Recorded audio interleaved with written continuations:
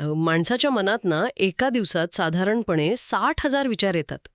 आणि यातली सर्वात धक्कादायक गोष्ट म्हणजे त्या 60,000 विचारांपैकी 90% विचार हे कालचेच असतात. हो, अगदी. म्हणजे आपण रोज ती जुनी कॅसेट पुन्हा पुन्हा वाजवत असतो. अगदी तसंच. आणि बघा ना, जेव्हा आपण एखाद्या शारीरिक आजाराच्या निदानाबद्दल बोलतो तेव्हा तिथे एक प्रकारची अचूकता असते. म्हणजे एखाद्या माणसाचा हात मोडला तर एक्सरेमध्ये ती तुटलेली पांढरी रेषा अगदी स्पष्ट दिसते. हो, डॉक्टर फक्त बोट ठेवून सांगू शकतात की इथे फ्रॅक्चर आहे. बरोबर. मोडलेला आहे किंवा नाहीये, सगळं कसं स्वच्छ आणि सोपं. पण जेव्हा आपण मानवी मनाच्या आणि त्याच्या प्रवृत्तींच्या जडात पाऊल ठेवतो ना, तेव्हा अचानक तो एक्सरे मशीन बिघडल्यासारखा वाटतो. खरंय, कारण तिथे काहीच स्पष्ट नसतं. माणसाची कायमिक अपेक्षा असते की आपलं मन एखाद्या शांत तलावासारखं असावं, एकही तरंग नसलेलं, पूर्णपणे स्थिर.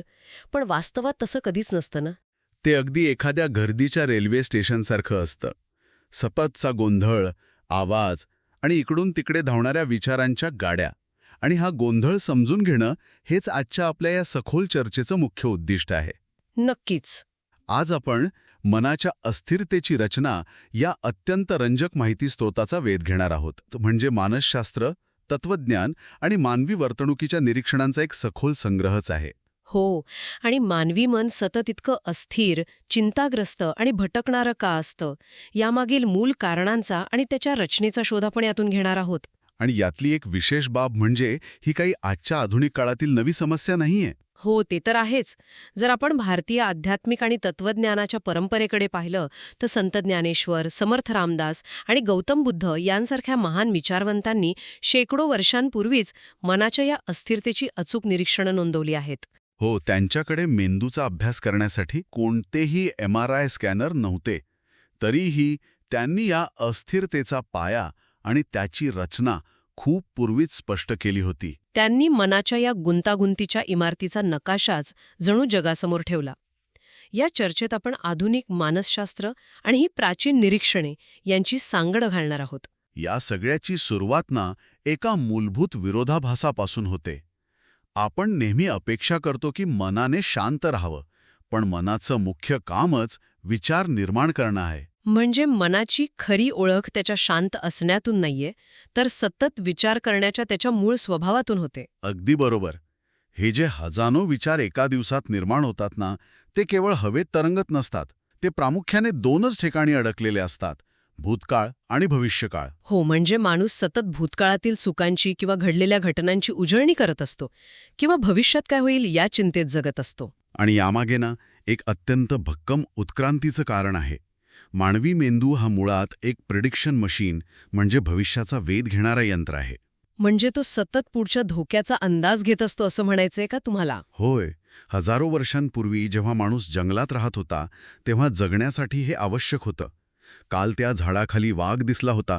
ही भूतकाळातली माहिती वापरून उद्या त्या झाडाखाली जाणं धोक्याचं आहे हा भविष्याचा अंदाज मेंदू बांधायचा. अरे बापरे. म्हणजे जो मेंदू सतत असा विचार करत नसे तो माणूस जास्त काळ जगूच शकला नाही. हो ना. त्यामुळे सतत भूतकाळ आणि भविष्यात भटकणं हा मेंदूचा एक सर्व्हायव्हल मेकॅनिझम म्हणजे जगण्यासाठीचा नैसर्गिक उपाय आहे. पण आजच्या जगात जेव्हा समोर वाघ नसतो तेव्हा मेंदू तोच जगण्याचा संघर्ष ऑफिसमधल्या डेडलाईन्स किंवा कोणाच्या तरी ईमेलवर लागू करतो. मेंदूला वाटतं की सतत काळजी करणं म्हणजेच काम करणं आहे. हे ऐकताना मला एक उपमा सुचतीये. मन हे ना एखाद्या बिघडलेल्या टाईम मशीनसारखं आहे. कसं काय?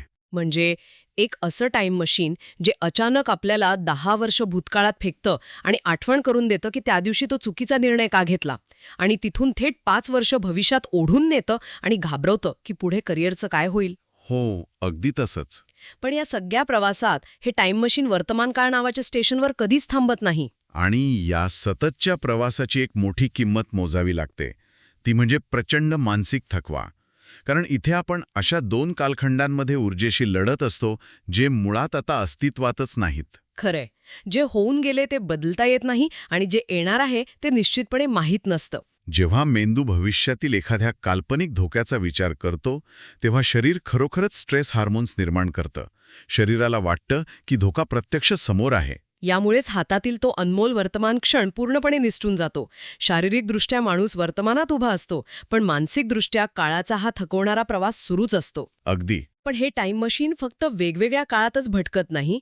हे जे सतत चालणारे विचार आहेत ना, ते केवळ निर्वात पोकळीत निर्माण होत नाहीत किंवा कोणत्याही रॅन्डम गोष्टींवर नसतात. बरोबर. ते नेहमी स्वतःच्या आणि इतरांच्या आयुष्याभोवती, स्वतःच्या इच्छा आणि अपेक्षांभोवती फिरत असतात.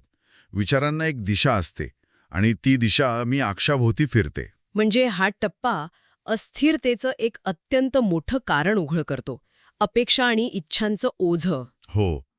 माणसाच्या मनात सतत एक सुप्त विचार सुरू असतो की मला हे मिळावं, गोष्टी अगदी माझ्या मनासारख्याच व्हाव्यात, मी जे ठरवलंय तसंच घडावं किंवा लोकांनी माझ्या भावनांना समजून घ्यावं. पण वास्तव जग हे कोणाच्याही इच्छेनुसार चालत नाही ना. जगाचे स्वतःचे नियम आहेत. अगदी. जेव्हा या अपेक्षा पूर्ण होत नाहीत, तेव्हा अस्वस्थता, राग आणि निराशा जन्म घेते. इथेच मेंदूतला तो कंट्रोल मेकॅनिझम धोक्यात आल्याची जाणीव होते. आणि जर आपण आजच्या जगाशी याला जोडलं, तर ही अस्वस्थता अनेक पटींनी वाढलेली दिसतीये. आज सोशल मीडियामुळे आपण सतत तुलना आणि स्पर्धेच्या चक्रात अडकलो आहोत. हो ना. आपण स्वतःच्या खऱ्या रोजच्या आयुष्याची तुलना इतरांच्या सजवलेल्या, फिल्टर केलेल्या आणि निवडून टाकलेल्या सर्वोत्तम क्षणांशी करत असतो. इतरांच्या यशाचं दडपण, त्यांच्या सुखाची प्रदर्शनं, यामुळे माणसाला सतत असं वाटत राहतं की आपण कुठेतरी मागे पडत आहोत, आपली गाडी रुळावरून घसरली आहे. आणि या तुलनेमागेही मानवी मेंदूचे एक जुनं डिझाईन आहे. आदिमानवाच्या काळात समूहाचा भाग असणं हे जगण्यासाठी अत्यंत आवश्यक होतं. जर कोणी समूहात मागे पडलं किंवा त्याला समूहातून बाहेर काढलं तर त्याचा अर्थ निश्चित मृत्यू असा होता. अच्छा, म्हणजे आजच्या काळात लाईक्स कमी मिळणं किंवा इतरांपेक्षा कमी यशस्वी दिसणं हे मेंदूला त्याच जुन्या धोक्यासारखं वाटतं तर? अगदी बरोबर. मेंदूला वाटतं की आपण समूहातून बाहेर फेकले जात आहोत आणि त्यामुळे तो पॅनिक होतो, घाबरतो. सोशल मीडिया हे एक असं साधन बनलं आहे जे मानवी मेंदूच्या या असुरक्षिततेचा अगदी अचूक वापर करतं. यामुळेच ती सततची तुलना मनाला कधीच शांत बसू देत नाही. पण इथे ना मला एक खूप महत्वाचा आणि थोडा विरोधाभासी वाटणारा प्रश्न विचारावासा वाटतोय. बोला ना.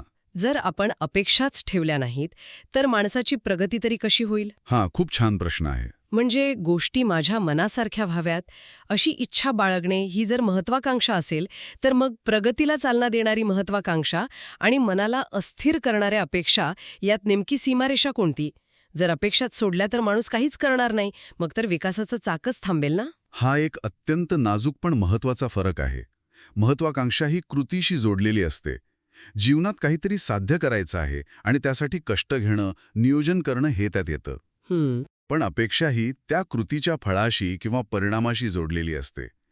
अस्वस्थता कृतीतून येत नाही, तर परिणाम माझ्याच मनासारखा झाला पाहिजे या हट्टातून येते. सर्वोत्तम प्रयत्न करणं ही महत्वाकांक्षा आहे. पण जगानं त्या प्रयत्नांना ठरवल्याप्रमाणेच आणि त्याच वेळी दाद दिली पाहिजे ही अपेक्षा आहे. थोडक्यात सांगायचं तर महत्वाकांक्षा म्हणजे धनुष्यातून बाण सोडण्यावर लक्ष केंद्रित करणं. आपला वेग, आपला नेम, आपली ताकद. हो. आणि अपेक्षा म्हणजे तो बाण सुटल्यानंतर हवा आपल्याच बाजूने वाहावी असा हट्ट धरणं. बाण सोडणं आपल्या हातात आहे, पण हवेची दिशा नाही. अत्यंत अचूक उपमा आहे ही.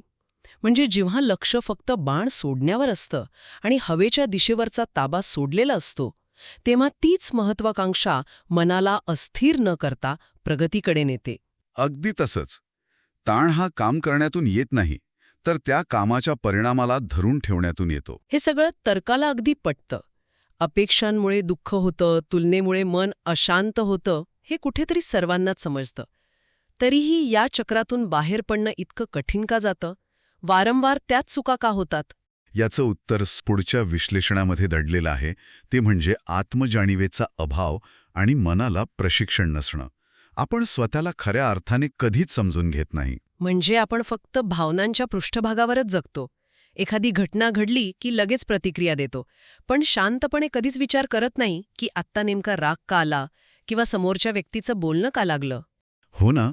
आतमध्ये ही अस्वस्थता कशामुळे निर्माण झालीये, स्वतःच्याच भावनांच्या मुळापर्यंत जाण्याचा कधीच प्रयत्न होत नाही. आणि जोपर्यंत आजाराचं मूळ समजत नाही तोपर्यंत त्यावर उपाय कसा करणार? इथे मला शारीरिक आणि मानसिक आरोग्याची तुलना करणं खूप संयुक्तिक वाटतंय. हा केवढा मोठा विरोधाभास आहे बघा ना. शरीराचे स्नायू बळकट करण्यासाठी जिममध्ये तासनतास घाम गाळला जातो, योग्य आहार घेतला जातो. हो, शरीराला एका शिस्तीत आणण्यासाठी कितीतरी कष्ट घेतले जातात. पण मनाच्या स्नायूंसाठी काय केलं जातं?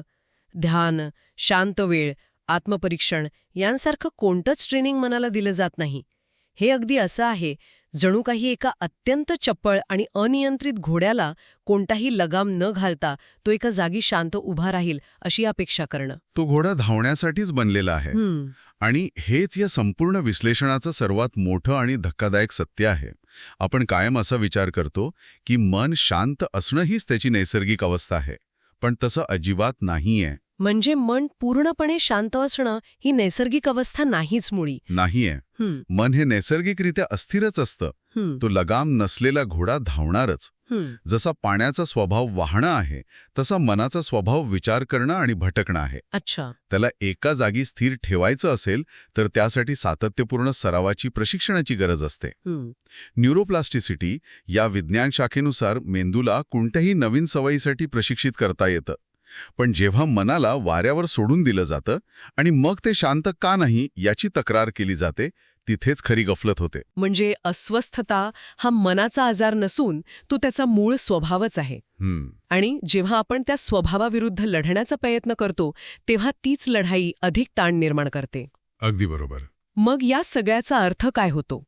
आपण ही जी मनाची वास्तू किंवा मनाची अस्थिर रचना समजून घेतली त्यातून मन शांत करण्याचा कोणता मार्ग या श्रोत्याला समोर येतो? यावर एक अत्यंत स्पष्ट उपायही मांडला गेलाय. मन शांत करण्यासाठी 4 स्तंभांवर भर देणं गरजेचं आहे. पहिला स्तंभ आहे जागरूकता. म्हणजे आपले विचार कुठल्या दिशेने चालले आहेत, आपण वर्तमान काळात आहोत की भूतकाळ आणि भविष्यात भरकटत आहोत याचं सतत भान ठेवणं. हो, मेंदू जेव्हा जुन्या धोक्यांच्या शोधात जातो तेव्हा त्याला ओळखून परत वर्तमानात आणणं. दुसरा स्तंभ आहे साधना. म्हणजे मनाला प्रशिक्षित करण्यासाठी, त्या घोड्याला लगाम घालण्यासाठी रोज काही वेळ ध्यानासाठी किंवा शांततेसाठी काढणं. हा सराव म्हणजे मनाच्या स्नायूंचा व्यायाम आहे. आणि तिसरा स्तंभ आहे विवेक.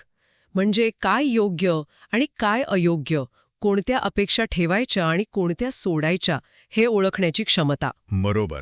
बाण कोणता सोडायचा आणि हवेच्या दिशेवरचा ताबा कसा सोडायचा याचं भान ठेवणं. आणि चौथा सर्वात महत्वाचा स्तंभ म्हणजे आत्मसमज.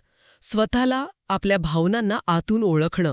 मी असा का वागतोय याची उत्तरे शोधण्याची हिंमत ठेवणं. म्हणूनच यातील जो सर्वात महत्वाचा निष्कर्ष आहे तो इथे सार्थ ठरतो. मन समजलं की जीवन समजायला सुरुवात होते.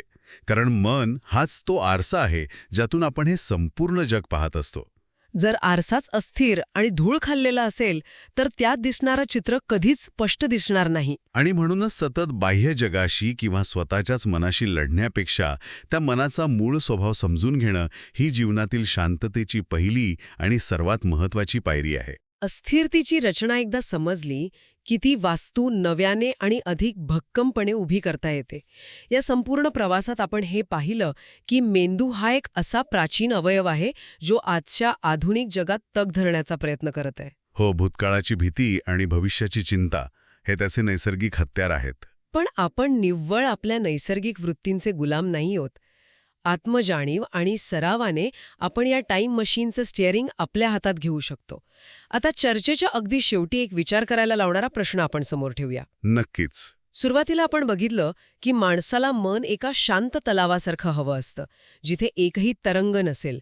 पण जर अस्थिरता हीच मनाची मूळ आणि नैसर्गिक अवस्था असेल आणि शांतता ही सरावातून, सततच्या कष्टातून मिळवावी लागत असेल, तर आपण आयुष्यभर अशा एका नैसर्गिक शांततेच्या शोधात धावत आहोत का, जी मुळात अस्तित्वातच नाही? कदाचित त्या सतत उसळणाऱ्या लाटांशी, त्या धावणाऱ्या घोड्याशी लढण्याऐवजी मनाचा हा अस्थिर स्वभाव स्वीकारण्यातच खरी शांतता दडलेली असेल का? समुद्राला शांत करण्याची धडपड करण्यापेक्षा त्याच्या लाटांवर पोहता येणं हेच तर खरं यश नाही का? यावर नक्की विचार करा.